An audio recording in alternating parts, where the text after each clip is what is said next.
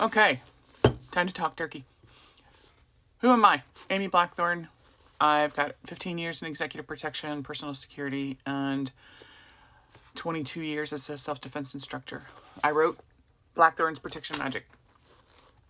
It is a personal guide to maintaining your bodily autonomy, personally and magically.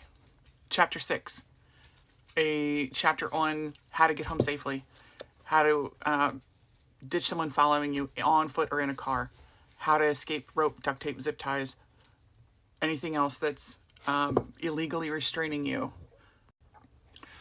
Pepper spray. When the world isn't certain, when isn't it? I get a lot of messages asking about the ins and outs of buying and using pepper spray. The first thing I always say is to check your local laws because it could be illegal to carry. If it's legal to carry, the code may specify what strength is legal for citizens to use. Remember, there is no such thing as non-lethal or self-defense technology. There's only less lethal. There is no way for us to understand who has a heart defect, who has asthma, who might be at risk for a traumatic brain injury. Defending yourself with pepper spray could cause a fatal asthma attack. Defending yourself with pepper spray and that self-defense technology available to us within the law, we lessen our risk for criminal prosecution, but we cannot make ourselves immune from civil litigation. Even beanbag rounds, pepper balls, and rubber bullets can be fatal if deployed incorrectly. When people ask about self-defense technology for a myriad situation, the most common response is carry pepper spray, but that leaves out a host of issues.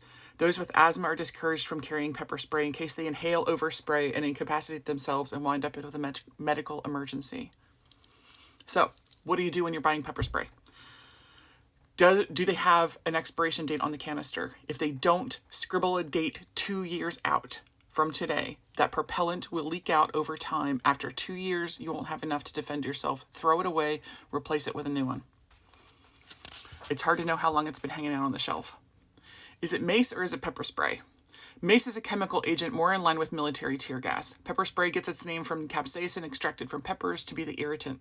The chemical in mace is a nerve agent and likely not as effective on anyone under the influence of drugs like PCP or alcohol. Capsaicin-based products are more effective against a wide variety of attackers than those effects can last from 15 minutes to an hour. Mace has largely been removed from the civilian market due to injuries to civilians during its use. So if you see something that says Mace on it, it's usually Mace brand pepper gel, pepper spray. But Mace is a brand that you'll see on the shelf. It is not actual Mace. When you find a brand that appeals to you, buy two. I know they can be expensive, but it's important. You need to know how far it's going to spray, how long it's going to spray, what pattern the spray is going to make so that you can keep yourself safe. So take it as far away from people and animals and inanimate objects as you can. Spray it until it's empty, okay? I want you to know how to best protect yourself with it. So the one that you're keeping, you write that date 2 years out on it. Keep it on your purse. Keep it on your keys. Don't put it inside your purse. It takes 10 minutes to find anything in the bottom of that thing. It's not going to be any help. You can't say, "Excuse me, Mr. Attacker, please wait while I find my self-defense tool." Not going to happen. What you want to do is make sure that it's readily accessible because we don't plan these things. If we did, no one would actually plan it. You want to be able to have it ready and available to you.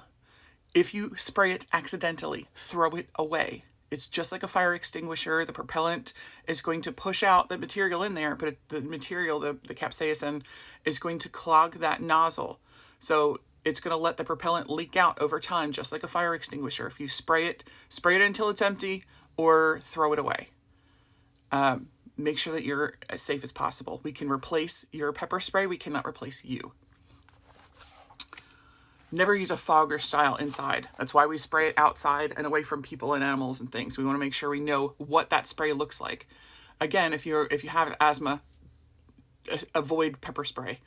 If you absolutely feel it's necessary and required for your safety, use a pepper gel because it has a heavier particulate. It's less likely you're going to accidentally inhale it. A cone spray can hit innocent bystanders. The fog, don't use it inside. You'll gas yourself. On to part 2.